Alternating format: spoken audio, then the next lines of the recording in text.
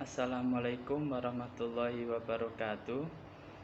Perkenalkan, kami dari kelompok 3 yang beranggotakan Adelia Deva Fitriana, Ulia Wafik Muiza, Bella Aryani, Yulianda Diah Nugrahini, dan Faisal Oktarianto yang akan mempresentasikan tentang materi kuartil, desil, dan persentil.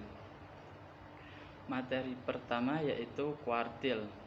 Kuartil adalah ukuran letak yang membagi data yang telah diukur atau data berkelompok menjadi 4 bagian yang sama besar. Kuartil adalah bilangan yang dapat dianggap sebagai data yang telah diurutkan menurut besarnya dari yang terkecil ke yang terbesar menjadi 4 sub kelompok yang sama banyak. Nah, selanjutnya adalah bagian-bagian dari kuartil, yaitu yang pertama terdapat kuartil tengah atau kuartil kedua atau bisa disebut dengan Q2, yaitu nilai yang membagi data yang sudah diurutkan dari yang terkecil ke yang terbesar menjadi 2 bagian yang sama banyak.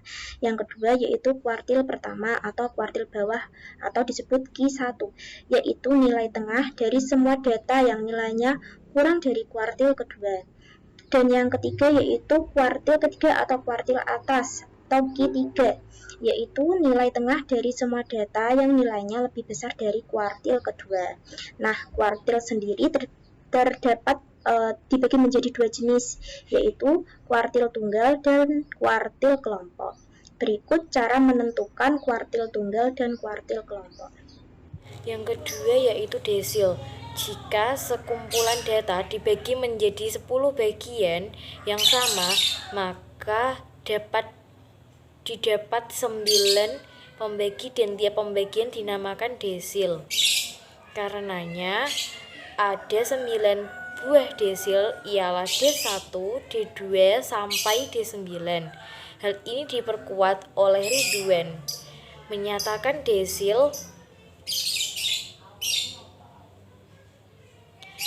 ialah nilai atau angka yang membagi data yang menjadi 10 bagian yang sama setelah disusun dari data terkecil sampai data terbesar atau sebaliknya.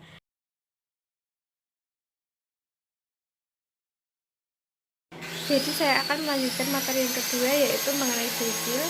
Jika sekumpulan data dibagi menjadi 10 bagian yang sama, maka didapat 9 pembagi dan tiap pembagi dinamakan desil. Karenanya ada 9 buah desil, ialah D1, D2, D9.